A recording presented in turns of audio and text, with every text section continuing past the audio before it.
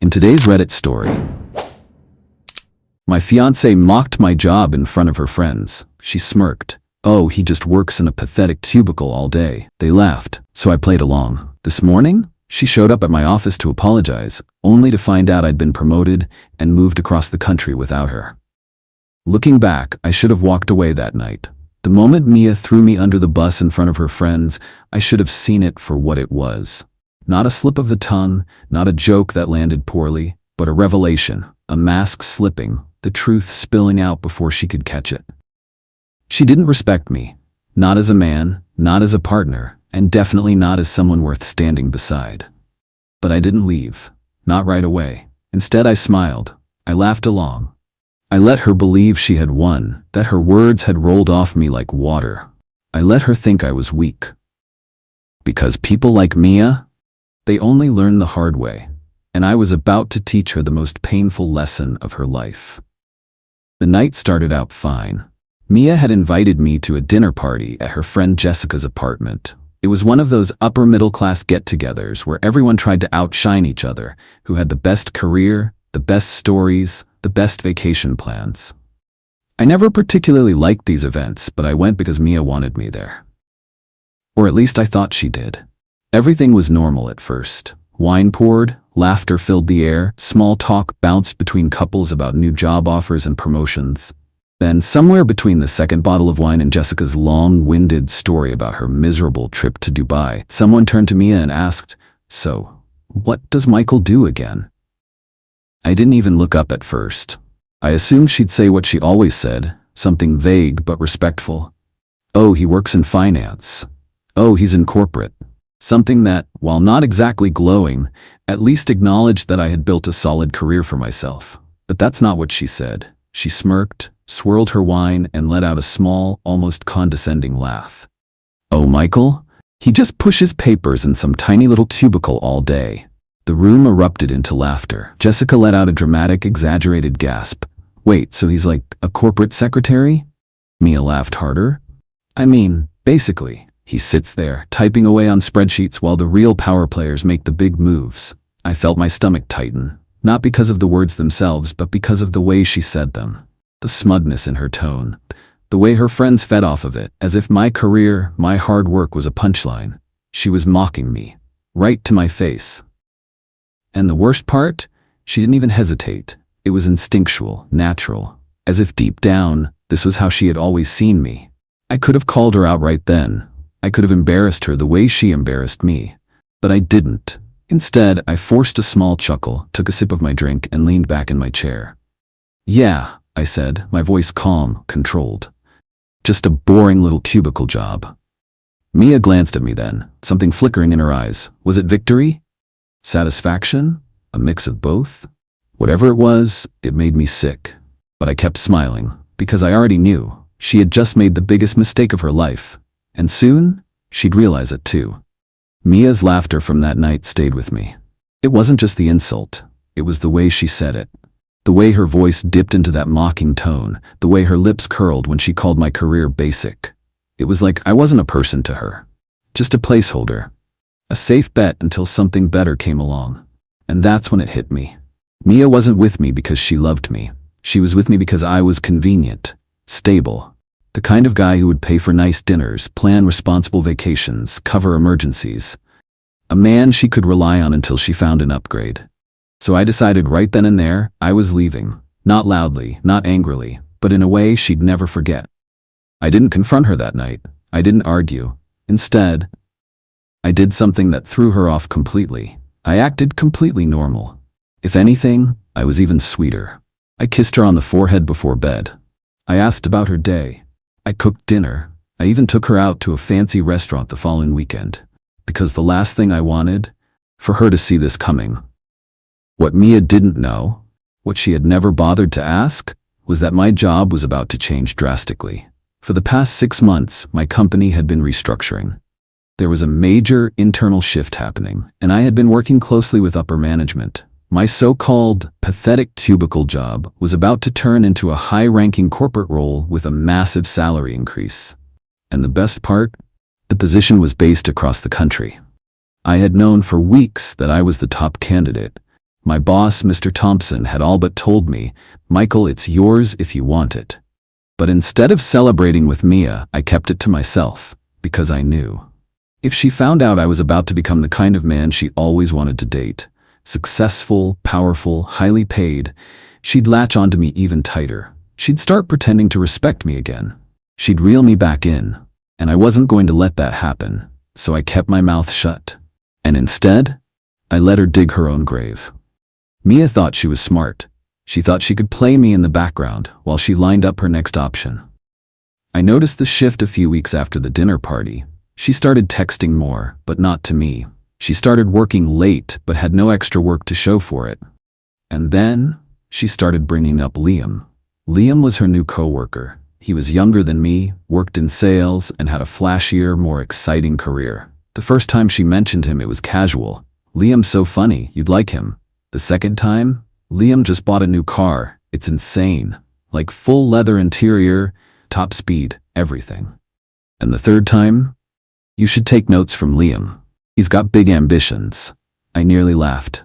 She thought she was subtly testing the waters, seeing how I'd react.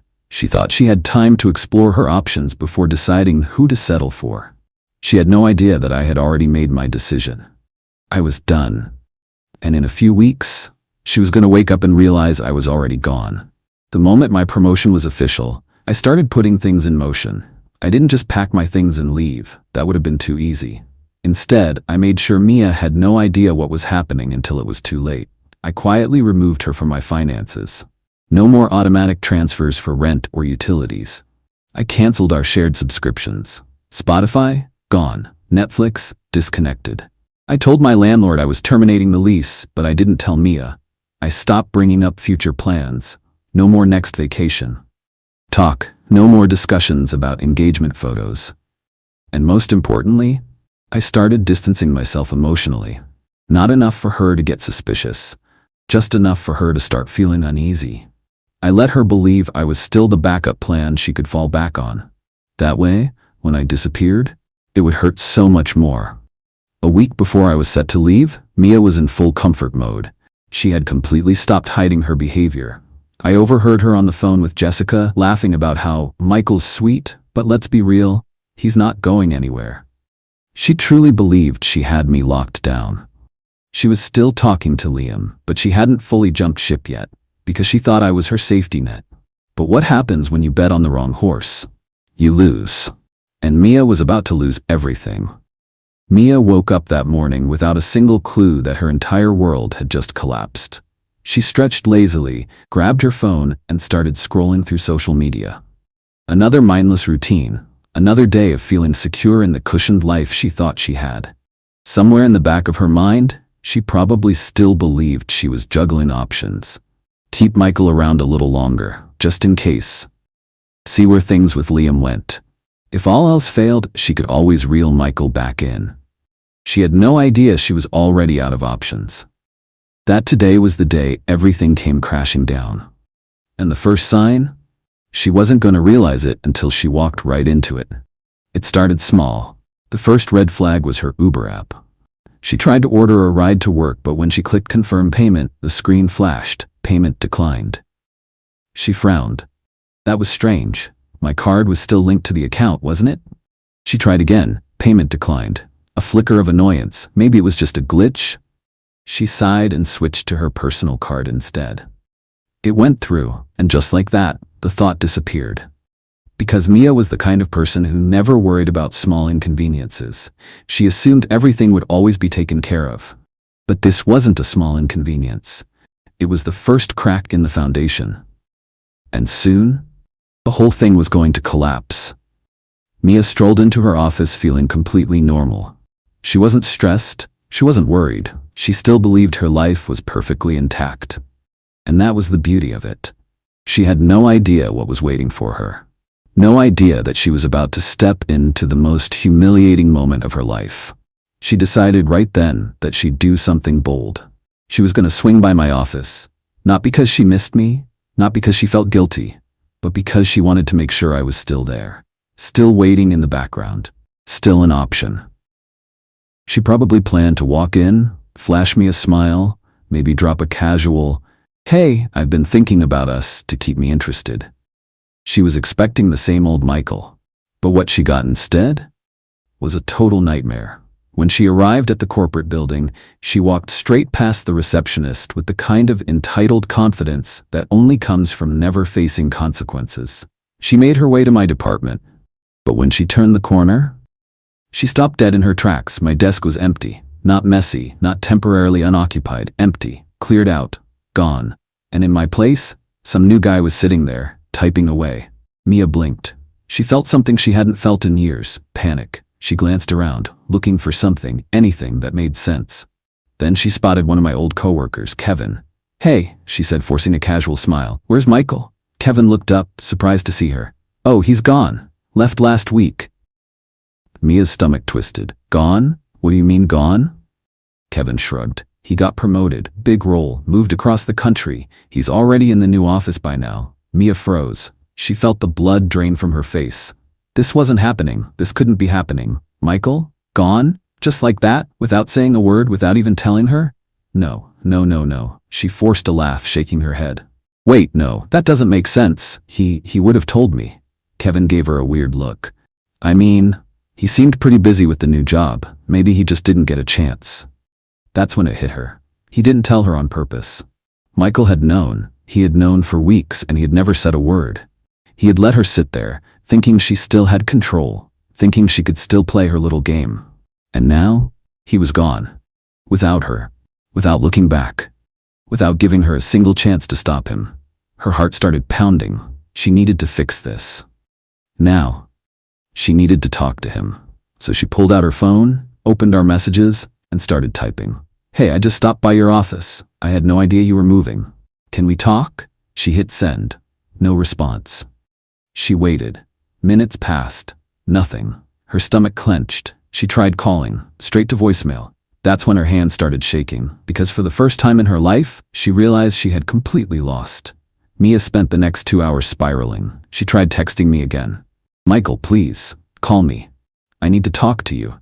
Still nothing. That's when the rage kicked in. She tried convincing herself this was a misunderstanding, that I couldn't have actually left her behind, that I'd at least have the decency to explain myself. But then, her phone buzzed. A single message. From me. "Don't worry, Mia. I found a better opportunity. You understand, right?" Her breath hitched, because she knew exactly what that was. I had just thrown her own words back in her face, and I hadn't just left her, I had erased her. She tried calling again, voicemail. She sent another text. "Michael, please, don't do this." But she already knew. I was gone. And this time, I wasn't coming back. Mia had always been the type of woman who thought she could talk her way out of anything. She had spent her whole life coasting, getting by on charm, good looks, and an uncanny ability to convince people they needed her. She had never faced real consequences before. But that morning, when she read my final text, she realized something that made her stomach drop. This time, there was no fixing it. No smooth apology, no well-timed tears, no fake promises that could make me come back. She had gambled, and she had lost everything. After I left, Mia spent the next few days spiraling. She started with anger. I could picture it. Her pacing her apartment, tossing her phone onto the couch, ranting to herself. She probably told herself I was being dramatic or childish, that I'd come to my senses. She convinced herself that if she just played her cards right, she could still regain control. She just had to get people on her side. So she turned to her friends. But instead of support, she got a brutal wake-up call. Mia had always been the queen bee of her social circle. She was the one they envied, the one who had the stable guy, the planned-out future. But now, she was just another girl who got left behind. She called Jessica first. "You will not believe what Michael just did." Jessica yawned into the phone. "What, he finally left?" Mia's breath hitched. "What?" Jessica sighed. "Come on, Mia. Everyone saw this coming except you. You walked all over him for years. Guess he finally woke up." Mia froze. She tried to argue, tried to spin the story, but Jessica wasn't interested. Neither was Claire. When Mia called her next, she got an even colder response. "Mia, why are you acting surprised? You treated him like shh. He did what any smart man would do." Mia stared at her phone, shaking. For the first time, she wasn't the one controlling the narrative. Her friends weren't rushing to defend her. They were looking at her the way she had looked at so many other people before. Like she wasn't worth the effort. And that's when she realized something that made her stomach turn. Her social status? It had always been tied to me. She wasn't the girl with the amazing personality or the strong career. She was the girl who had a secure, high-earning fiancé. The moment I disappeared, she had nothing left to brag about. And one by one, people started distancing themselves.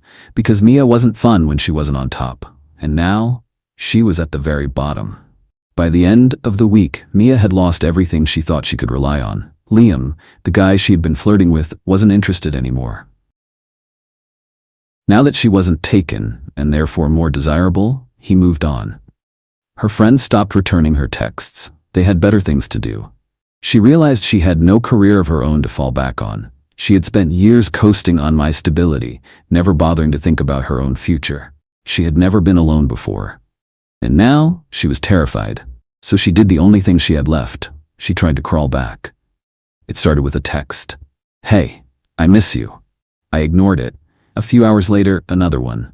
"Michael, please. I know I messed up. I was stupid. Can we just talk?" Left on read. Then, the call came. I didn't answer. Then another, and another. By the time I checked my phone the next morning, she had called me 32 times. But I didn't care, because I knew what she really missed. It wasn't me. It was the security I gave her.